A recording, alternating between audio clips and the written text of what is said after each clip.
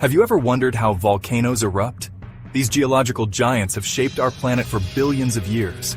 Deep below the surface, magma chambers form, vast reservoirs of molten rock waiting to burst forth.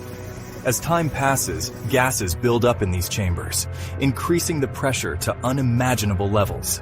It's like shaking a bottle of soda, but on a massive planet-altering scale. Eventually, the pressure becomes too much for the surrounding rock to contain. Cracks form, and the magma begins its journey upward, racing through these newly formed channels. As it nears the surface, the dissolved gases in the magma expand rapidly, causing the eruption we see on the surface. But here's the twist. Not all eruptions are the same. Some volcanoes ooze lava slowly, like honey dripping from a spoon, while others explode with the force of thousands of atomic bombs. The type of eruption depends on factors like the magma's composition and the amount of gas it contains. In reality, each volcano is unique, with its own personality and eruption style. Think of it as Earth's way of expressing itself, sometimes with a whisper, other times with a deafening roar.